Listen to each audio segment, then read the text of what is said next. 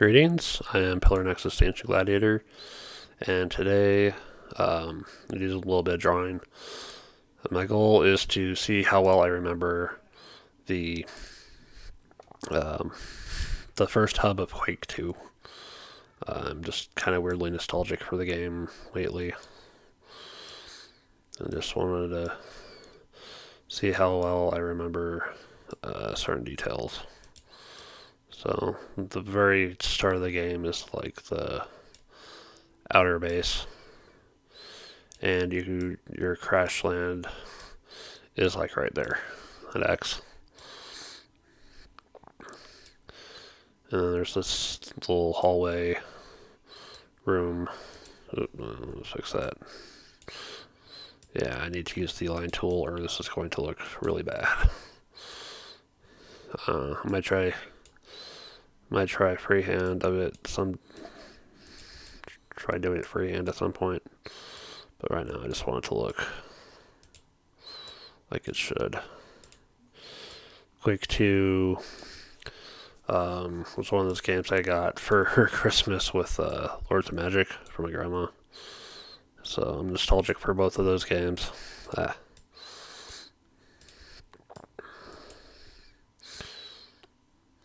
Yeah. And I remember when I first got it, it was like kind of a struggle because I was still dealing with a bit of fear and apprehension towards it. So thankfully, I had like a neighbor friend. Um, like basically take those first few steps into the game for me and watch them, and I eventually found the courage to just play the game on my own. I would like to come back to the game and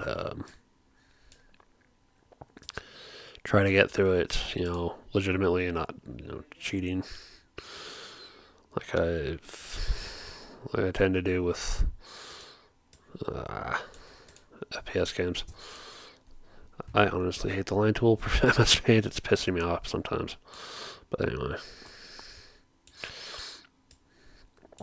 yeah, I feel like I know the first world like the best because I've played it so freaking much. There's a question on Twitter about someone was asking people like, "Hey, what's the one game you like completed the most?" And I think for me is um, this and Final Fantasy 9.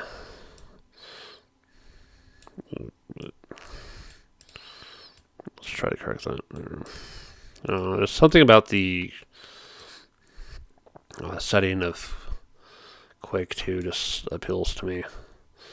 So I have this distinction in my head between what I call militant cyberpunk and corporate cyberpunk. And like the militant is like really, oppressive through sheer force, versus corporate, which is more just cutthroat business BS. And Quake 2 is like one of the few like militant ones I see, but I also think back on the Saturday morning Sonic the Hedgehog series, and how that militant, how much oppressive that was, and then I remember Batman Beyond is more like corporate.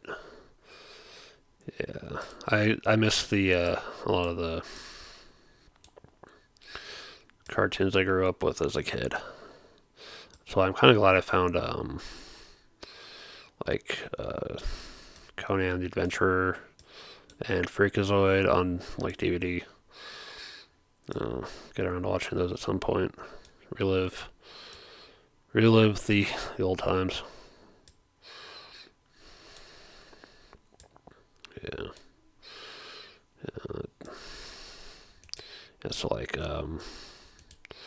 right here in the level is armor. It's good if you don't think you're going to do well in dodging attacks. Um, then let's try to clear this. There's some elevation stuff. Here, like this is a window. This is an elevated platform. Elevation differences here. Here. I think there's boxes you can jump onto. Yeah.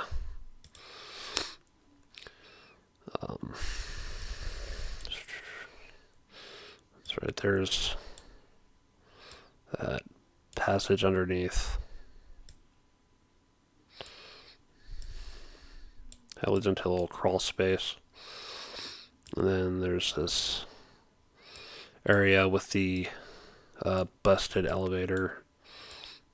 And it's like, where did that elevator go? I want to know. I never really got an answer to that. But yeah, the crawl space goes underneath here, and then on like the bottom level is like a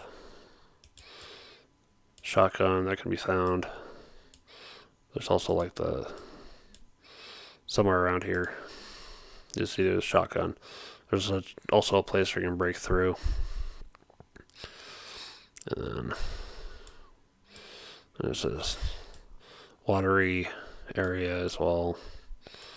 Yeah, my dimensions are going to be way the hell off, but I'm just trying to get the idea across here.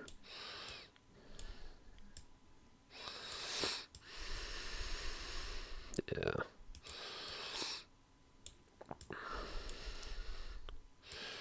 So a reminder of, where you kind of have to keep an eye open for like secrets in general. It's just there's actually it might have been a bit larger.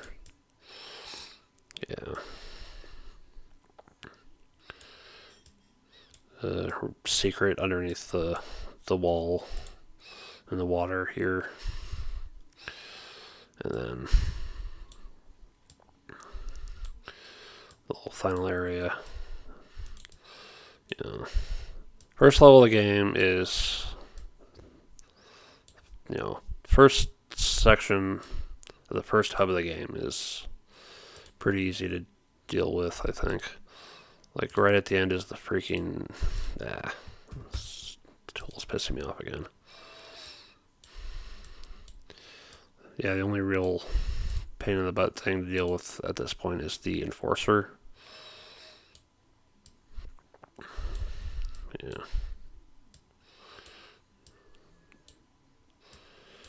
But otherwise, this is fairly easy to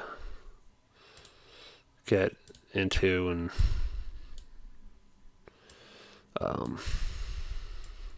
get a feel for the game.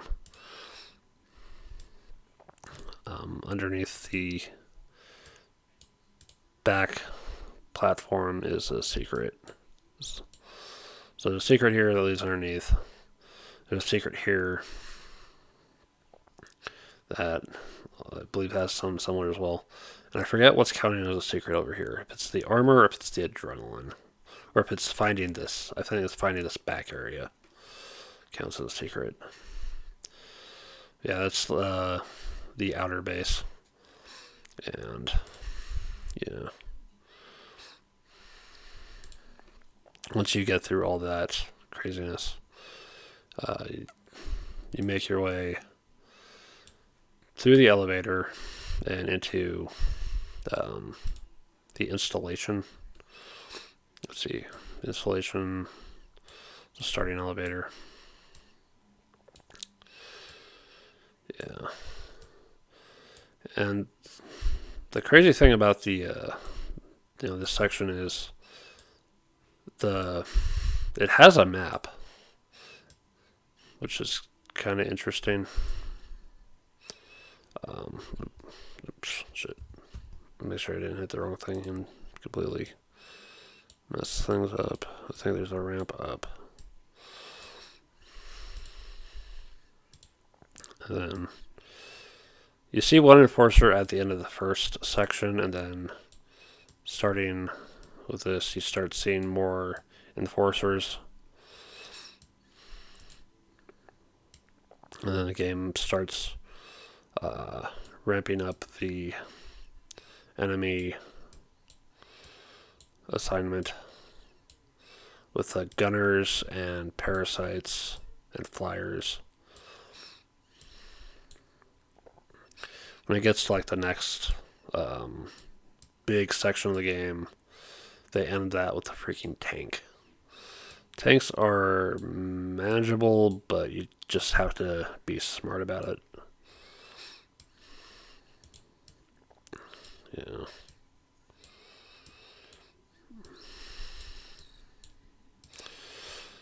And then you get up to here, and there's the elevator and the gallery and all that.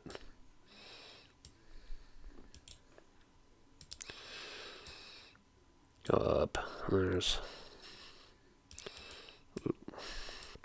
the side passage that'll eventually lead to the main objective. And then up here, and let's see. Oh, crying out loud. Let me just make a new line instead of mess with that one. Yeah, there's the space up and around here.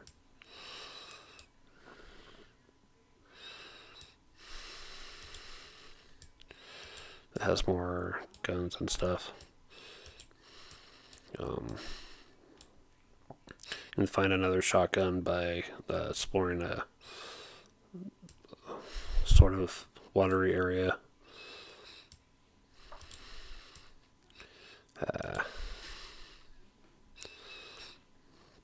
It's kind of hard to do this without going back and playing it again. Yeah. Why do you always... It's like I'm just trying to break free of this freaking thing. And shoot. Not make more. There's a hallway leading to that gallery. It's like, oh, by the way, things open up behind you, and you're having to fight more stuff out of nowhere. But yeah, right here is like the map to see that, you know, the outer base, the installation, and the comm center. And then there's something you kind of have to discover on your own in the comm center to find the secret level. Yeah. Let's turn out. Yeah, this is where things get kind of huge. There's the great big open outside area.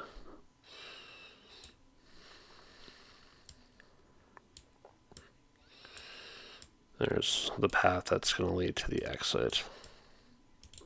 If you try to be sneaky and get across, you'll find that trying to grenade jump your way over doesn't work.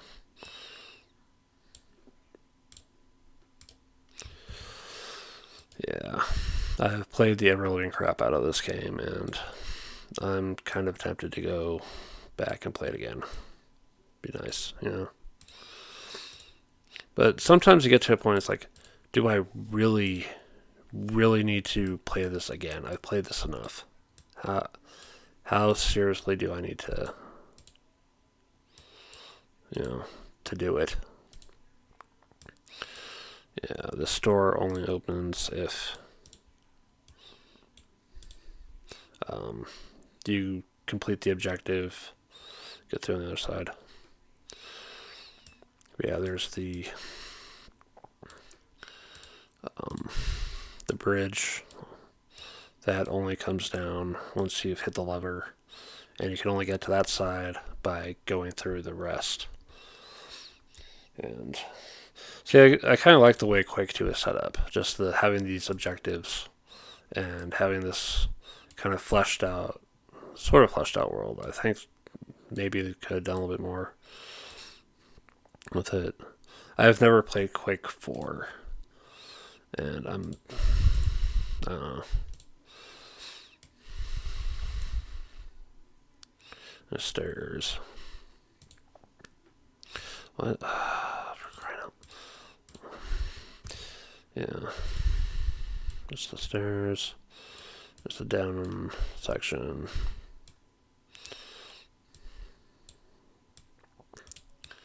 Yeah, I think the spot to go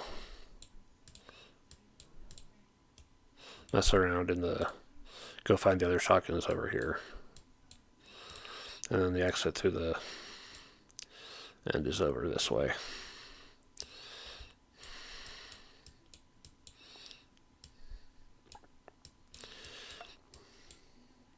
Yeah. So again, this is the world of Quake 2 is something I keep thinking about for wanting to make my own game idea. And because I don't know, just again, I like the world of it. There's this militant kind of ruling thing, and just it's like, how did the world end up in that situation? Of we've got the Macron and the warlords and all these military bases, and they're just collapsing into nothingness.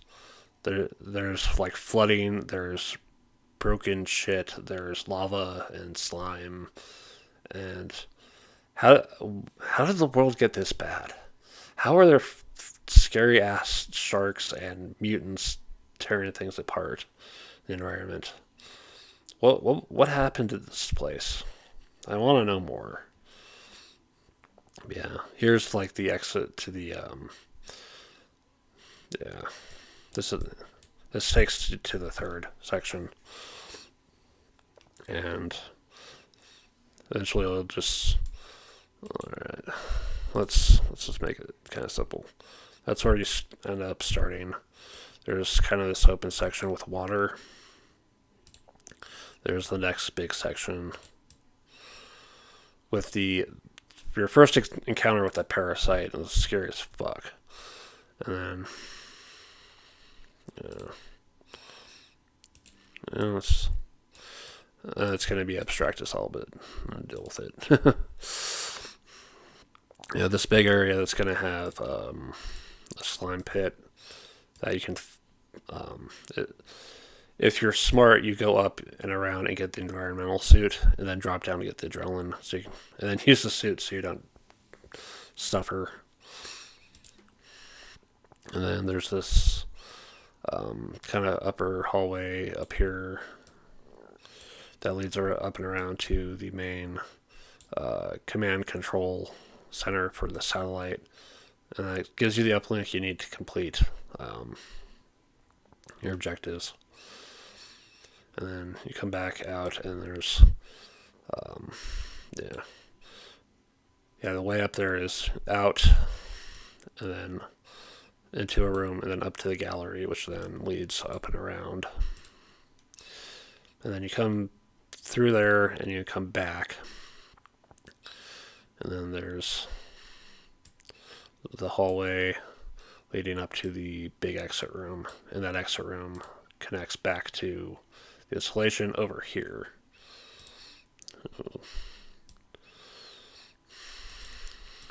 Yeah.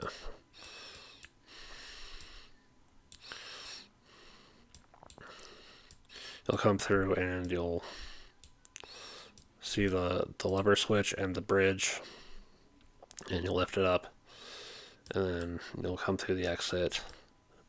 You'll come around, go into this final hallway into a big room with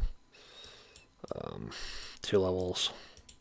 You have the chance to drop to the lower level and pick up something, at which point a bunch of freaking closets will open and the Shrog will swarm you like nothing else.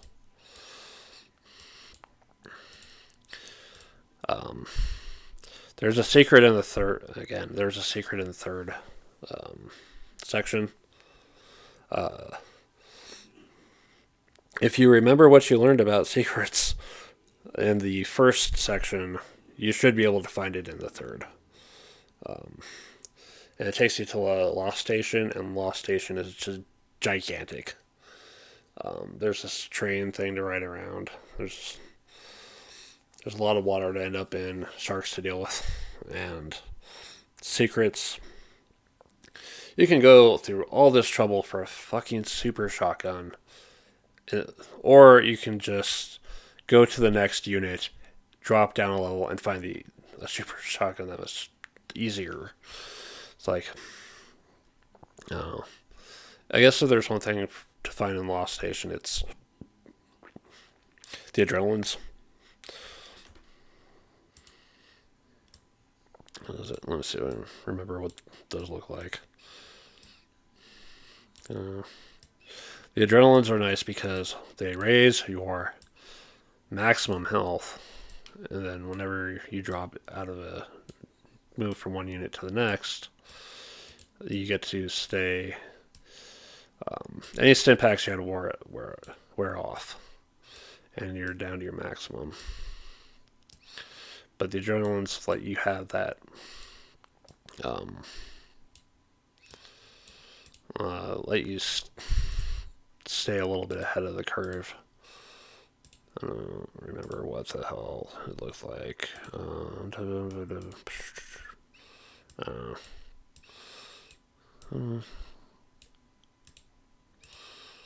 Okay. For fuck's sake.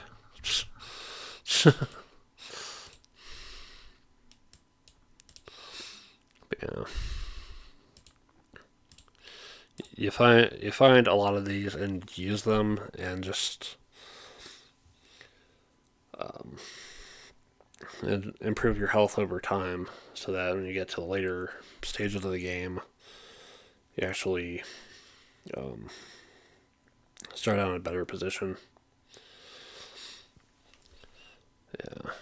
In general, like if you're in the level and you know where an adrenaline is, make a mental note of it. If you need health during the level, get actual health packs, and then if those run out, then go get the adrenaline. But Quake 2 is not too hard. I still need to like beat it legitimately, but I think it's a fairly decent game to try out and just play with. But yeah, uh, it's nostalgia for me. Everyone has their different um, things that they get nostalgic for and shit. People talking about books lately, and it's like, I didn't have those books growing up. I had the books my grandmother gave to me. The Apprentice Adept series, which is probably not something for a younger audience like the other things people are nostalgic for. But I liked the idea of the game computer, and from that was in Proton, and then on the face side of things, I liked NASA, Black Unicorn, kind of an outcast, I think. Yeah, kind of wish I, kind of wish, Minecraft already has horses, but if they had unicorns, that I might, I think that would be pretty cool. Quake 2. Yeah. That was a crazy, rambling, bizarre drawings at points. It's just, I just like to think back on stuff I remember, grew up with, whatever. Just, just think about it. I don't think we really think about it too much anymore. But at the same time, it's not something we're really obsessed over. So maybe it's time to put those memories away and just move on. Anyway, if you're still listening to this chaos, thank you very much for watching. This has been Pillar Nexus. I'll see you next time.